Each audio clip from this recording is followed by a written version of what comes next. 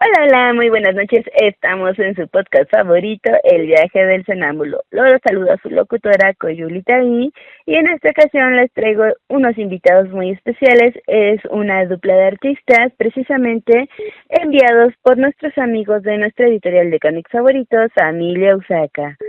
Pues ellos acaban de estrenar cómic en la FIL Guadalajara y es el Circus de Calabaza.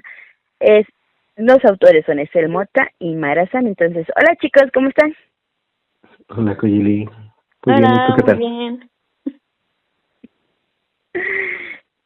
Pues estamos aquí, ya saben, con toda la tecnología, haciendo lo mejor que uno se puede, pero vamos a empezar con esto. ¿Cómo es que ustedes se vuelven una dupla en el cómic? Eh, bueno, me gustaría confirmar primero que nada, pues somos un dúo creativo que disfruta haciendo cómics que a nosotros nos gusta leer, pero esta dupla nació justamente por una anécdota muy divertida que Mara te va a contar a continuación. Okay. De hecho, bueno, ya nos conocíamos, pero yo tras haber ido a Pixeland, justo de tanto ver que platicaban de proyectos y todas las convocatorias, fue así como de quiero hacer eso, o sea, quiero estar haciendo proyectos y uno con el que más conectaba desde siempre ha sido los cómics.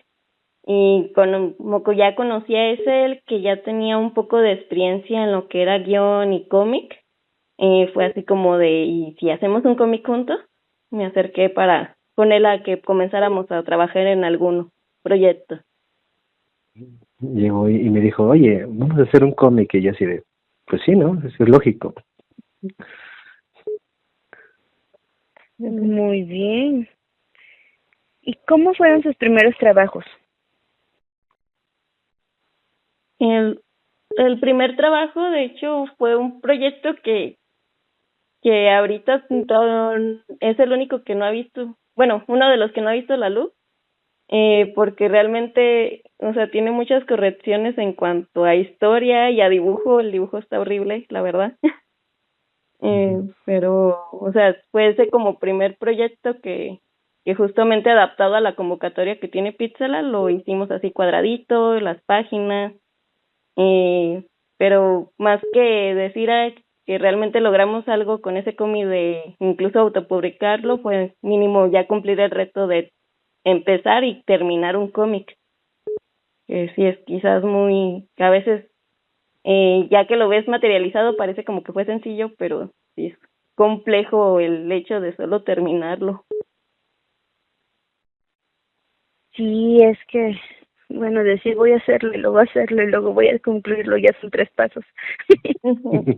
Sí. Muy bien. Y entonces, Mara, tú dibujas y tú eres el escritor, ¿verdad? El guionista. Escritor y guionista, así es.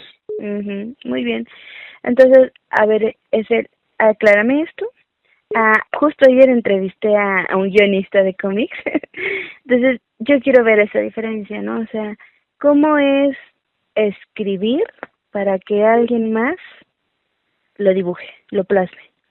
Eh, pues creo que es lo más complejo, poder transmitir mi idea, lo que yo tengo en la cabeza, para que un ilustrador, una ilustradora, pueda expresar esto. O sea, yo vengo con un trasfondo de escritor, de cuentista, de narrador, entonces muchas de mis historias sí son muchas palabras y casi nada visual. Entonces, empezamos a rebotar ideas. Habíamos tomado algunos cursos con algunas personas y prácticamente todos decían, no hay una fórmula de cómo hacer un guión de un cómic, así que cada persona tiene su forma de hacerlo. Mara y yo encontramos esta fórmula donde yo escribo, hago escaletas, divido más o menos páginas y cuadros, y le describo más o menos lo que yo tengo en mi mente junto con los diálogos, y ella agarra todo eso y lo empieza a transformar y le empieza a dar forma, y al final llegamos a un punto medio donde es la visión que yo tenía en mi mente y la que ella me está presentando, pues que coinciden y decimos, eso es lo que queremos, eso es lo que pues termina saliendo adelante. Muy bien. Y bueno, ustedes obviamente ya agarraron, como dice, su forma, se agarraron el modo, ya pueden trabajar coordinadamente, ¿no? Sí. Pero, a ver, Mara, ahora va para ti. ¿Cómo es interpretar la escritura de otra persona? ¿Cómo es interpretarla visualmente? Bueno, igual con Nesel sí es un caso en especial, porque en parte no es como que me haga una escaleta o muy tradicional en cuanto a cómic, sino creo que lo que funciona aquí en ese caso es la comunicación que llegamos a tener entre los dos. Entonces, él hace de lo que es su guión normal, o a lo mucho sí me pido que me indique cómo se lo imagina él, de cuánto va a abarcar la historia en la página. Y en ocasiones le he llegado a pedir bocetos, aunque sean a palitos, como para yo tener más claridad de qué es lo que se Uno puede imagina. reinterpretar esos palitos muy bien. Yo sé de qué hablas. Sí. Y sí, incluso en uno de los bocetos que me llegó a entregar, en él se ve un cuadro y la escena final terminó siendo una habitación en vista superior con perspectiva forzada. O sea, no, o sea, se mantuvo la esencia de lo que él llegó a imaginar, pero ya yo lo corregí y adapté. ¿Te acuerdas de los Simpsons, de cuando van a pintar un mural y se enojan y dicen, ¿te vas a hacer una servilleta? Sí. Correcto. Perdón, es que no lo pude evitar. Muy bien. Vean los Simpsons, por favor, ahí está la referencia. Sí. Muy bien, entonces es ese tipo, bueno, en este caso es la comunicación con entre ustedes dos, ha sido su fuerte, ¿no? Sí, Sí. es lo más vital para sacar adelante ese tipo de proyectos. Muy bien. ¿Y pueden decirme brevemente de qué trató sus primeros proyectos antes de llegar al Circo de Calabazas? Bueno, el primer proyecto que comentaba Mara, que no ha salido a la luz, fue una idea que yo tuve un poquito radical de concientizar a la gente con relación al consumo de la naturaleza, el cómo la civilización va acabando con los bosques y con los recursos naturales. Es un poquito muy agresivo. Como el Lorax. Pero, ¿vale? Como el Lorax. Justo, con ahí cositas místicas, mágicas, muy bonito. Me gusta mucho la fantasía. Pero creo que también parte de eso fue porque en lo personal no le metí todo el corazón que quisiera, y por ende también yo no estaba tan contento con la historia, y ha sido mucha reescritura. Pero el segundo y tercer cómic que trabajamos prácticamente a la par son el cómic de Así Nace. Es un poema que yo hice, en este caso traducido a cómic, que habla justamente de la frustración de querer hacer arte y no poder hacerlo, o sea, tener los medios, la idea, todo a tu disposición y no poder sacarlo adelante.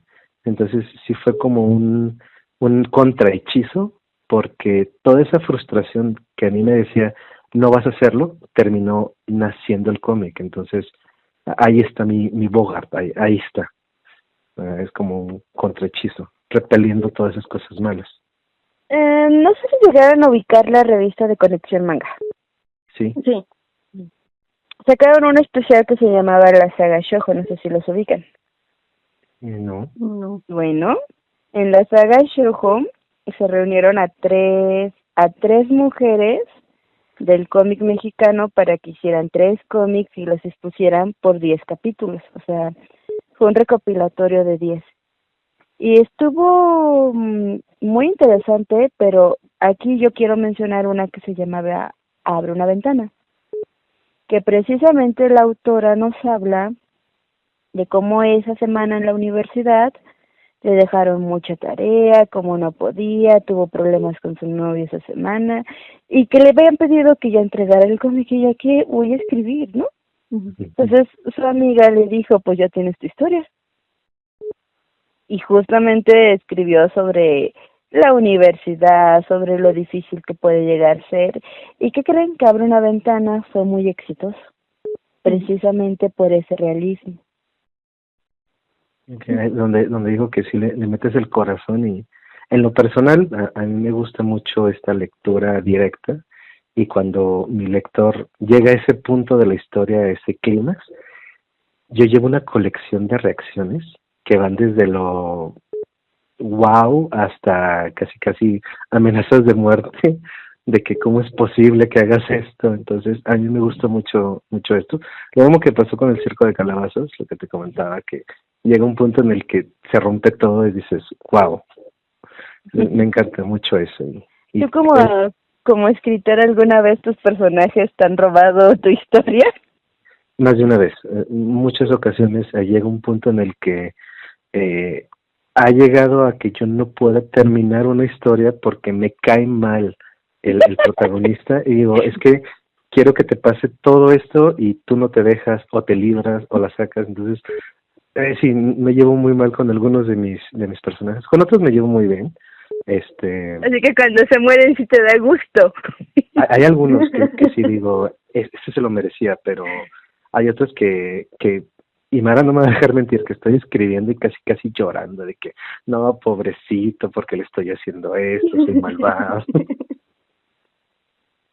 Bueno, pues Sí. es que ¿qué es la vida si no matas uno o dos personajes? En mi autobiografía. Yo soy escritora de ciencia ficción y de terror. Uh-huh. y tengo un don extraño para hacer llorar a las personas.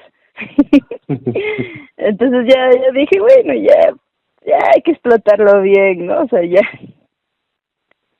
no me puedo dar el lujo de decir, pues si este recurso me sale bien, pues ¿por qué no usarlo? Aunque yo entiendo, he hecho sufrir innecesariamente a algunos personajes y duele. Uh-huh. Y luego lo peor es que los lectores llegan y te reclaman como si tú tuvieras la culpa. Ay, ¿qué te digo? ¿Qué te digo? Bueno, fíjate que eso lo he visto más en el cómic. Ustedes tienen más interacción con sus fans que un escritor normal. Tratamos de estar siempre cerca de nuestros fans. Y de hecho, justamente el otro cómic que estábamos trabajando a la par, y así nace, es Me Quejo de Todo, y también hay muchos comentarios con relación a esto, Xiomara. Sí. De hecho, ese cómic es muy similar a lo que acabas de contar de lo de Conexión Manga, porque justamente ese lo escribí yo con edición de Cel. Que de hecho, en lo que estaba tratando de desarrollar la idea que tenía, prácticamente en el cómic está contando cómo está queriendo hacer un cómic y cómo se frustra con ello y cómo a la par... Meta historia, entonces. Ajá, de ahí va surgiendo la historia y de hecho en ese cómic creo que sí es demasiado de nicho porque solo han conectado mujeres, mayoritariamente. O sea, todos los que lo han leído o han comprado, la mayoría son mujeres y la mayoría terminan con un "ay, sí soy". Necesito adquirirlo. Sí, o muchos eso, si van en pareja y de repente lo empieza a leer la pareja y dice, "ay, eres tú". La mamá. Pero la mamá, que normalmente con las hijas, es como de, "ay, mis hijas". Entonces sí, es como muy específico en que los que le han gustado son mujeres. Bueno, pues es que tampoco podemos evitar los enfoques y ¿cómo se llama esto? Identificación que tenemos con ciertos personajes, ¿no? Sí.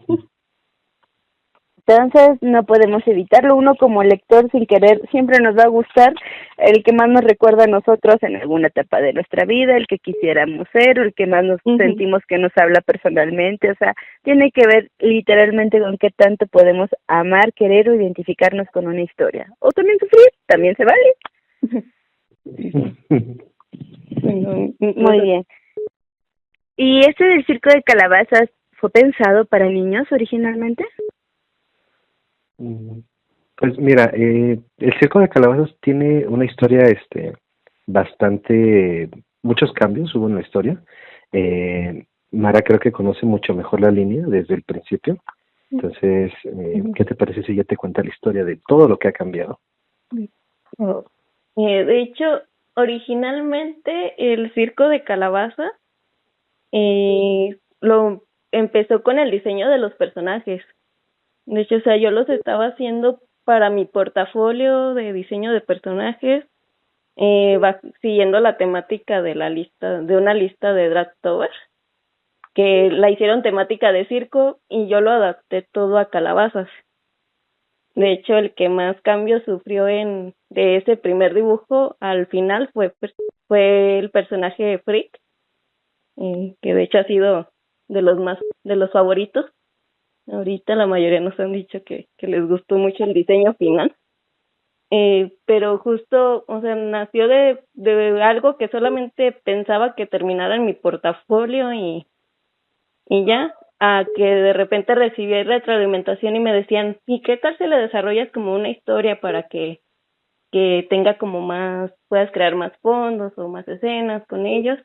Y ya justamente se lo pasé a hacer y rebotando ideas fue naciendo como que la idea de la historia del proyecto y de hecho incluso, o sea, de pasar a tener nombres muy fijos a que solamente hay la malabarista y el presentador, cada uno fue adquiriendo su historia, su trasfondo.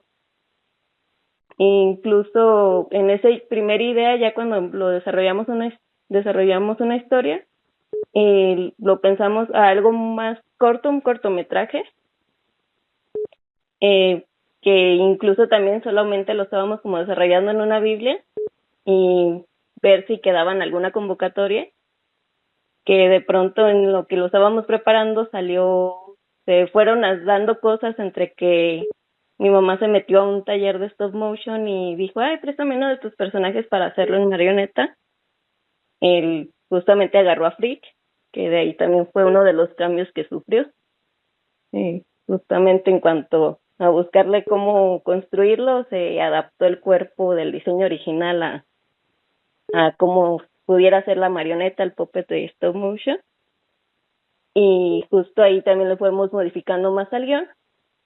Y dio la casualidad que salió la convocatoria de fotogramas vivos, que viene de parte de lo que es el taller del Chucho y Casa del Autor. Y pues curiosamente lo que ya teníamos era prácticamente en las pautas que estaban pidiendo, que era con duración de 3 minutos, sin diálogos y pues en la técnica de stop motion. Y pues lo metimos, la Biblia, lo que teníamos, terminamos de armar ya para la entrega y resultó seleccionado y fue cuando ya dentro de la residencia se le fue dando todavía incluso un poco de más forma a la historia, de ir ajustando, ya como ahí sí recibimos mucha retroalimentación y fue como de ir ajustando tanto para lo que se pensaba en la técnica en ese momento hasta para que realmente como se llegara como a ese propósito que queríamos. Y ya todavía en esa residencia tenía lo que era 2 fases, una que era justo en la que quedamos, que fue de preproducción, y una segunda que ya era de producir el cortometraje, pero ya para esa había un filtro de que fuimos 12 proyectos y solo iban a pasar 2. Ya de ahí se dio como las pautas que se tenían que dar, de presentar el pitch, no quedó. Y pues nosotros dijimos, bueno, lo seguimos trabajando, pero ya lo estábamos pensando en adaptar a cómics. Dijimos, bueno, ya a la par que habíamos estado también trabajando en los otros cómics, pues así como, bueno, ya el siguiente va a ser el Circo de Calabazas, porque ya ya lo tenemos como ya mejor planteada la historia. Y casualmente, mientras estaba preparando bocetaje de páginas, incluso haciendo pruebas de color, salió la convocatoria de Familia Osaka, de Pichame su cómic. O sea, fue una serie como de entre suerte y coincidencias que... El universo conspiró. Ajá, o sea, tenía que salir la historia. ¿Sabes? Hay una entrevista de García Márquez que me gusta mucho, Ujú. y la recuerdo mucho y entiendo lo que dicen, ¿no? O sea, porque él dice que cuando estaba escribiendo 100 años de soledad, pues no pudo trabajar y adquirió deudas con el Ujú. carnicero, con el de la renta, con todo el mundo, ¿no? Ujú. Pero que su esposa siempre decía, es que mi esposo está escribiendo un libro, denos chance, es que mi esposo está escribiendo un libro, sígueme la carne y cosas así, ¿no? Ujú. Y pues obviamente él estaba encerrado ni enterado, ¿no? Ujú. Pero da la casualidad de que cuando termina el libro, cuando manda el manuscrito al editor y lo reciben, llega el primer anticipo y lo primero que hacen es pagar la renta, se da cuenta que tenía una deuda de más de 7 meses y él se Ujú. pregunta, ¿cómo me perdonaron 7 meses de renta? Ajá. Y luego va a pagar con el carnicero y dice, ¿cómo me perdonaron tanto dinero? Y que todo el mundo le preguntaba, pero sí escribí un libro, pero sí esto, pero sí aquello. Y dijo, es que yo de haberme enterado de todo esto hasta los incluía en el libro, o sea. Pues Ya como, le. y es lo que dice, que él sintió, sin darse cuenta, que todo el universo conspiró para que ese libro existiera. Ujú. Igual nos sentimos Sí. nosotros. Y de todos modos, cuando llega la historia con Osaka, también hubo cambios, porque, como te dices, esta historia no era pensada para todo público, sí era un poquito más madura, pero pues fue gracias a Damián, que nos estuvo asesorando durante todo el proceso, que todavía le tuvimos que refinar más, y Ujú. pues terminó ya saliendo como el cómic que tienes en tus manos. Déjame decirles que el dibujo es precioso. Me Ay, encantó el gracias. diseño de cada uno de los personajes del circo. A mí principalmente el que más me gustó fue el de la payasita. No. No. Pero yo aquí tengo un gran catador de cómics infantiles en casa y con un ojo muy crítico me dijo que el que más le gustó era la calabaza que estaba bien obsesionada con su patito. Sí. El bueno de Freak. Es freak, el bonachón. Sí, entonces a eso le encantó a él, fue un súper detallazo, a eso está súper chido. Y bueno, ese pequeño fan me dijo que les hiciera una pregunta. Sí. Entonces él me dijo, creo que eso sobre todo va para ti, Marasa, dice, ¿cómo es que se te ocurrió dibujar así las calabazas? Jus- Justo, bueno, me gustan mucho las calabazas, de hecho, en primer lugar. Y justo también me gustan mucho los pulpos. Y como buscando llenar el circo, fue así como de, ¿y por qué no pongo a mi fenómeno sea un híbrido entre las dos cosas que me gustan? Y por ejemplo, en específico, Freak fue por eso. Fue así como es el que más refleja cosas que me gusta es el pulpo calabaza, pero sí, en general viene, primero la idea fue como en base a esa lista que comentaba de Drattober, y entre que me gustan hacer monstruos y cosas de Halloween, fue así como de, ya tengo que yo haciendo calabazas, hay que hacer más. Pero sí fue una mezcla entre las cosas que me gustan ahí reflejadas en los personajes. Muy bien, y en este caso es el cómo ha sido, pues sí, adaptar tu texto a otro público más general. Eh, Al principio sí es un poquito difícil, no lo voy a negar. Yo soy muy dado a no aceptar cambios, sobre todo cuando ya tengo una idea muy clara, pero como que de buenas a primeras sí es como que, no, es que fíjate que, pero ya luego pensándolo bien y sobre todo con una buena retroalimentación y una buena crítica, dices, bueno, sí, hay que ceder un poquito.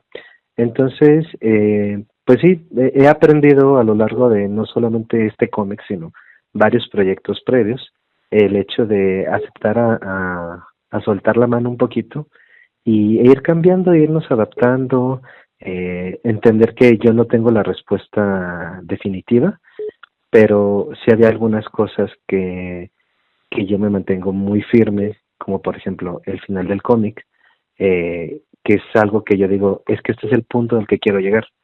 Me puedes cambiar todo lo que viene detrás, pero ese punto en específico, yo sí me mantengo. Y si quieres que lo cambie para que esto sea el mismo destino, pero llegue por otro camino, lo voy a hacer. Pero eso es lo que yo quiero. Entonces, sí es un poquito de ceder, pero también de estar firme en las convicciones y en la idea. Sí, no, una cosa es mejorar la historia y otra cosa es que te la cambien. Exacto. Entonces sí, y esa, la esencia debe siempre estar intacta, pero eso no implica que no se pueda mejorar. Consejos, chavos, ya está, a mí también me lo dijeron en la carrera mucho, los editores no son los enemigos de nadie. Aunque pareciera. A ver. Sí, hace poco mi editora me dijo, oye, si transformas si mejoras el léxico a la historia y así de, funciona. Justo hace poco le presenté a Mara una historia así de que vamos a hacer esta cosa y me dice, oye, pero yo veo a sus protagonistas como dos mujeres y yo, pues va. Es que es eso, ¿no? O sea, ella también dijo, es que esto tiene más potencial para algo lésbico y así de, bueno, va. Digo, soy la persona indicada para escribir, no te apures. Entonces sí, o sea, una cosa es aprender a ser flexible y entender que, pues, o sea, que sí, que no siempre es mala onda, ¿no? O sea, que a veces los textos, pues obviamente nosotros somos los autores y les tenemos mucho cariño, pero hay que entender que, pues, no, o sea, a veces nuestros hijos sí rompen ventanas, ¿no? Entonces hay que aprender. Muy bien. Y en ese transcurso, antes, en sus antiguas publicaciones eran publicaciones independientes, ¿verdad? O sea, que ustedes maqueteaban, editaban e imprimían, o habían trabajado con otras editoriales. No, hicimos todo. Básicamente Mara hizo la mayor parte del maquetado, las ilustraciones obviamente, ya los cortes armados las hicimos entre los dos, pero creo que ahí sí tengo que romper una lanza en favor de Mara porque ella se aventó la mayor cantidad de chamba en esto. ¿Esto fue en Mara? Sí. No, sí, lo que fueron los previos acá, o sea, literalmente era de ir a imprimir nosotros las hojas y nosotros armarlos. Y, Era tan sin como tal, ¿no? O sea. Sí, más o menos. Okay. Nuestra sangre, sudor y lágrimas, bastante literal las tres cosas. Las tres cosas cortando papel. Y entonces cuando abro el libro, ¿sale ahí un suspiro de alma o algo así? Una mancha, una gota de sangre. O sea que sí puede invocar seres con sus libros porque tiene su alma ahí. Sí. Perfecto. Ya me dieron ideas. ¿Han visto esa tira cómica que llega a la muerte y que vengo por tu alma? Pues escoge el que quieras, están los dibujos. Sí. Con nosotros en los cómics, ahí está. Sí. Te puedes llevar los dos si quieres, te los dejo en oferta. Eso sí, nunca pierden la oportunidad de venderle a la muerte. Hay que tener un fan de aquel lado, la verdad. Obvio, yo tengo influencias en el más allá. Muy bien. Entonces, siguiente punto. Sé que les fue bien en ventas. Sé que les fue bien con la recepción del cómic y yo quiero saber si han tenido retroalimentación de algún fan. Bueno, creo que yo sí, en lo personal, sobre todo porque algunos de los cómics que vendieron fueron a amigos cercanos, y lo que te comentaba, lo primero fueron amenazas de muerte y lo segundo es de que cómo me atrevo a hacer esas cosas. Ay, no aguantan nada. Ahora imagínate si leyeran tantito horror cósmico, Dios mío, se persinan. Ajá. No, sí, muchos llegaron y me dijeron, oye, es que ¿cómo crees? ¿Por qué hiciste eso? O sea, yo venía bien emocionado y me sacas con este final. Entonces, ese creo que fue la primera reacción en general que yo he recibido. Y creo que la segunda es lo que dijiste, el dibujo está hermoso y precioso, pero pues eso ya no me toca a mí, ya le toca más. Muy bien, y Nara, ya que a ti no te dan amenazas de muerte, ¿cómo te sientes? Mucho mejor, sí. De hecho, me llegan solo los comentarios de que amaron a Frick y cositas así. Solo los detalles de que, ay, qué bonitos quedaron los personajes.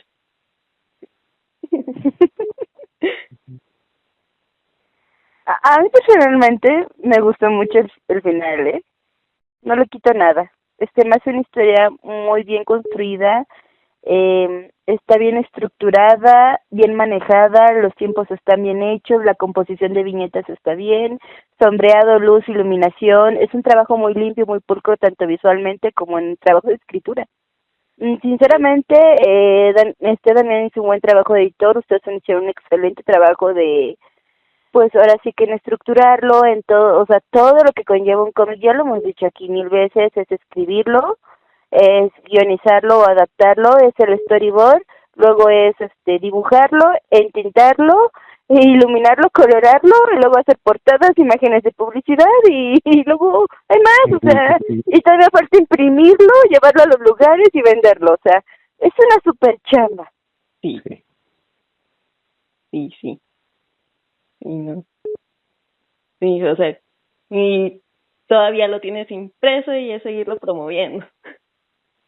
Obvio, lamentablemente no se venden solos.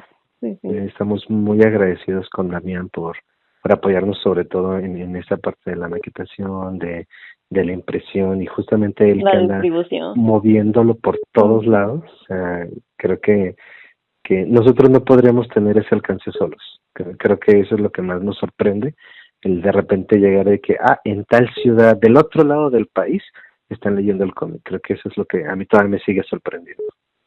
Sí. Pues que esa es la ventaja de tener una editorial y es la ventaja de tener una productora, ¿no? Que te ayuda y te facilita el cierto proceso del trabajo. Definitivamente sí. Uh-huh. Pero sí, bueno, sí, porque, o sea, uno solito, yo no me iré a la Feria de Monterrey solita, y nada más con un cómic, o sea, tendré que tener mucho material para que me sea rentable ir, ¿no? O sea, pero sí. Sí, de hecho, dime. Valió por completo la pena justo en el cómic. Tuve que trabajar por cuestiones de trabajo 19 páginas en una semana de lo que fue el circo de calabazas. O sea, valió completamente la pena. Pero eso es una semana normal para nosotros los ilustradores.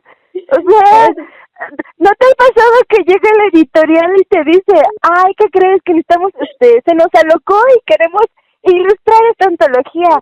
¡Ay, claro! ¿Cuántos cuentos son? 30. Perfecto, ¿para cuándo? ¿Qué crees? Una semana.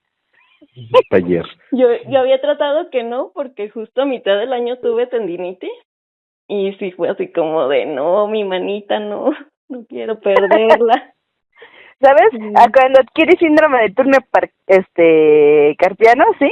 Sí. Ya es cuando, sabes que eres un excelente dibujante. Bueno, ya voy bien.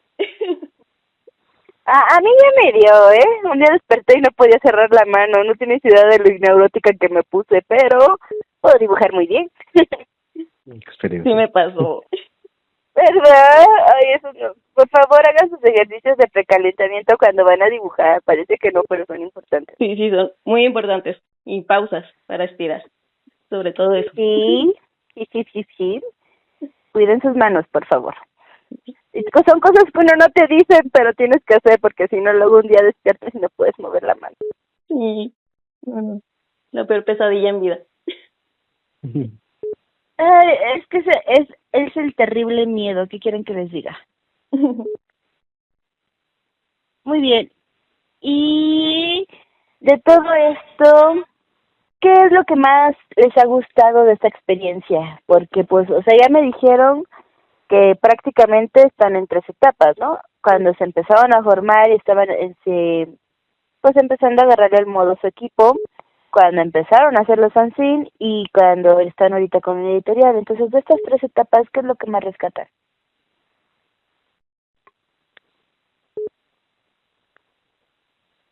Pues yo en lo personal, esta primera etapa donde empezamos a trabajar, que es experimental, sientes como que no avanzas. O sea, creo que mucha de la sensación fue no va a salir, no vamos a completar, o no es buena la historia, o no les va a gustar, y cómo se te ocurre escribir esto si nada más te va a gustar a ti. Pero ya después, cuando empezamos con los fanzines, cuando empezamos a recibir, te comento, estas retroalimentaciones directas de las personas que lo compraban y ahí mismo te lo leían y ahí mismo te decían, me pareció esto, ya es cuando, como que te la crees, como que dices, sí, sí sirvo para esto. Y ahora que estamos en esta etapa con Familia Usaka, en lo personal siento que se me abrió el mundo, porque no solamente es mi cómic con el sello de Usaka, es ya soy parte de una familia, de una comunidad.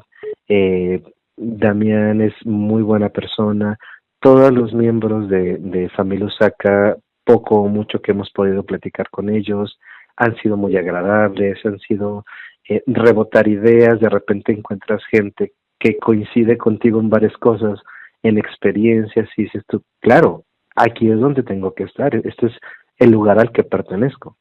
Y en lo personal, por ahí una editora que yo empecé a seguir desde el año pasado y que ahora sea parte como del mismo círculo, es como de, me siento muy emocionado y muy ilusionado de que algún día podamos coincidir en algún evento. Y así va a ser, van a ver, de repente yo he visto que ahora el año pasado en la FIL de Zócalo fui a cubrirlos cuando hicieron su presentación. Y fue cuando pude conocer a varios autores, o sea, ya había entrevistado a uno de ellos, pero ya verlo en persona fue diferente. Entonces, gradualmente se van a ir conociendo, las series van a llegar a sus estados y van a empezar a trabajarlo y verlo y checarlo, y son experiencias, porque pues una cosa es estar ahí como pingüinito solito en la nieve, y otra cosa es cuando de repente dices, ay, hay más gente con el mismo trastorno que yo, qué bueno. Que sí se rieron de mi chiste, es lo que importa. Ay, mi gente, mi tribu. Sí, sí, sí, te entiendo. Muy bien. Y vamos a ver esto. Vamos, contigo creo que Estel puedo hablar de un tema que creo que nos ha tocado mucho aquí, pero es cuando no recibes la retroalimentación que quieres, porque, o sea, tu historia es buena. Pero entiendo que la gente la clasifica como infantil y la gente tiene mal la idea de que todo lo infantil debe terminar bonito. Entonces, aunque tu historia no tiene un final triste, entiendo que se sale del canon de lo bonito. Entonces, ¿cómo has sentido este proceso? Fíjate que me siento bien, o sea, pero es ese bien de hice mi trabajo, hice mi chamba y, y me gusta.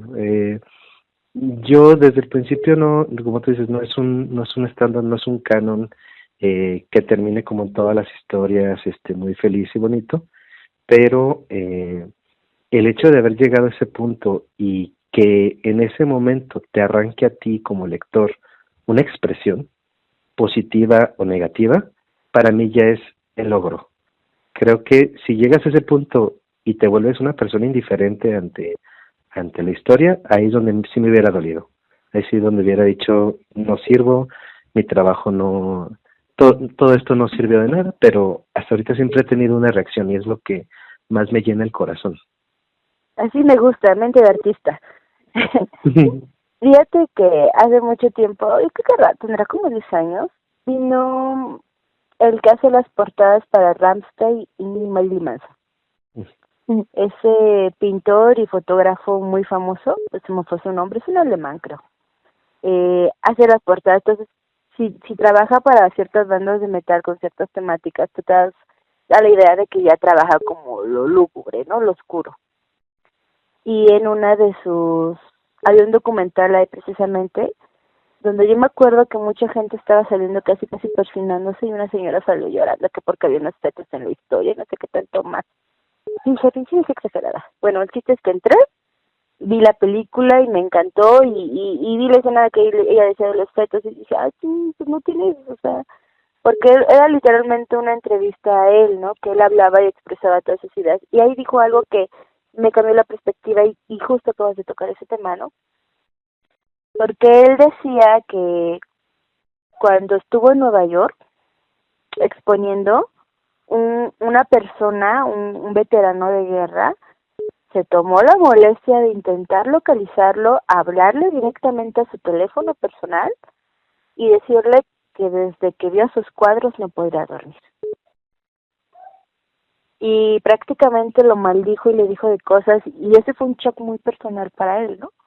Y de repente le dice, él se queda pensando, ¿no? O sea, porque aparte empezó como un acoso de este señor, ¿no? Ujú.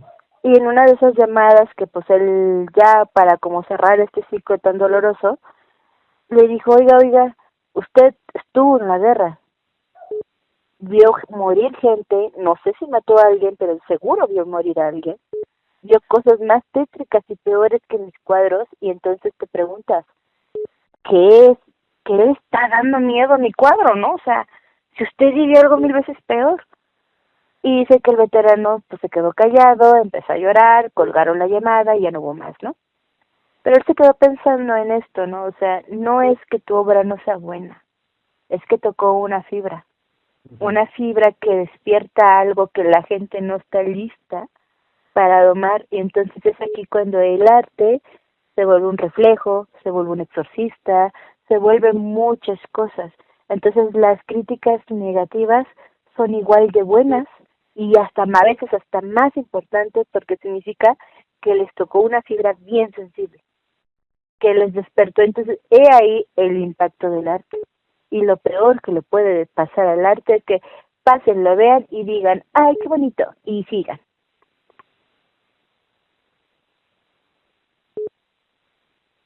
Entonces, perdón, anécdota, disculpen. Ah, y justamente creo que es muy acertada porque es lo que te comento. En el primer cómic que yo escribí así completamente, que fue el de Así Nace, que Mara fue la que me ayudó a sacarlo, es eso, es esa frustración, y como decía ella, como me quejo de todo, que muchas mujeres se sienten identificadas.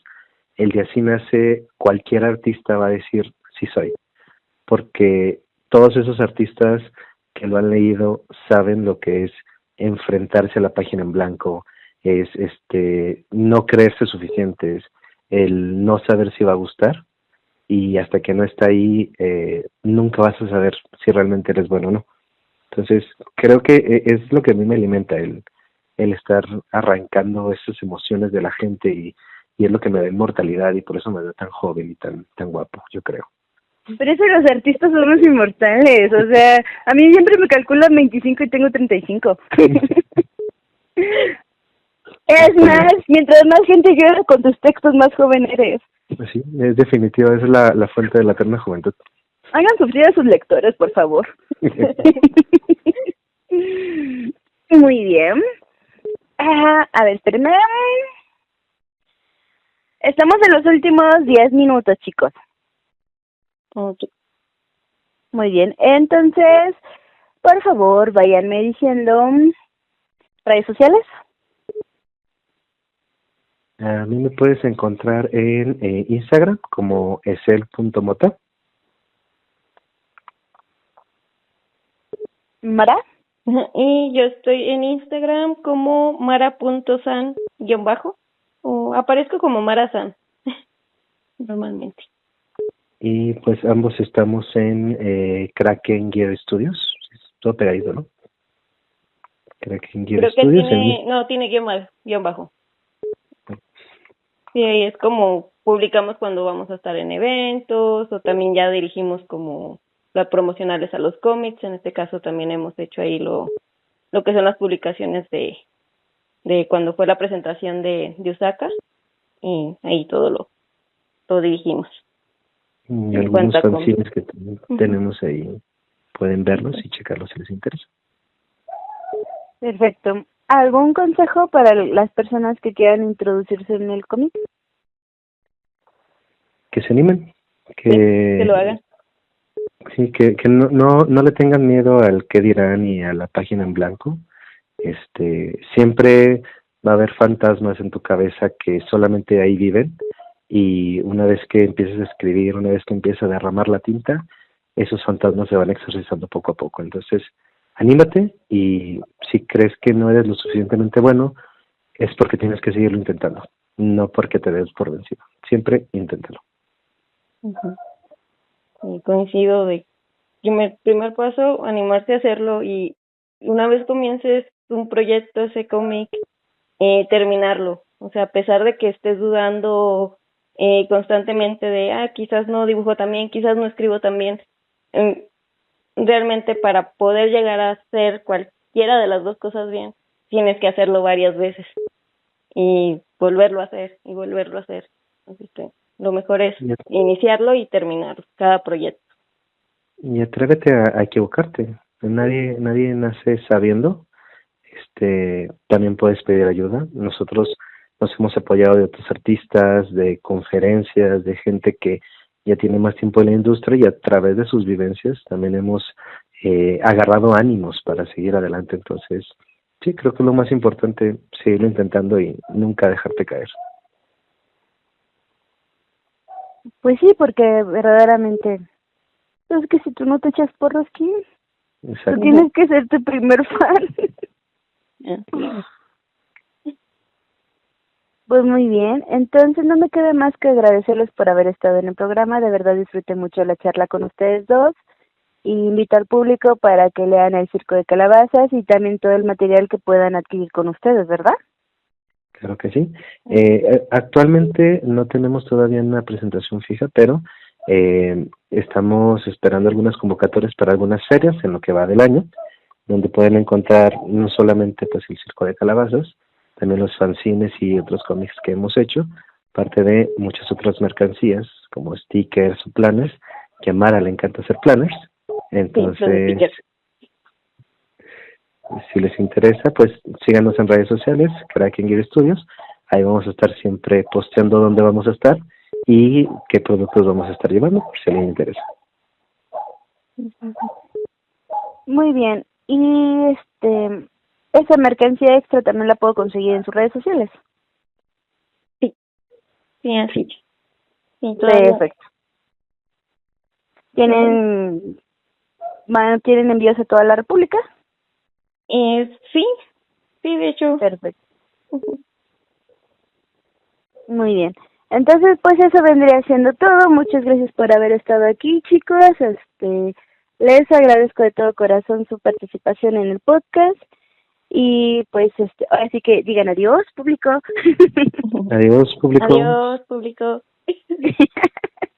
Y pues nos vemos en la siguiente semana en su podcast favorito, El Viaje del Sonámbulo. Y también muchas gracias, producción, por la edición de video. Gracias, Andrea. Gracias, Elfi. Y muchas gracias a Emilio Seca por los contactos. Bye. Bye. Ahora sí termina la grabación, Mara.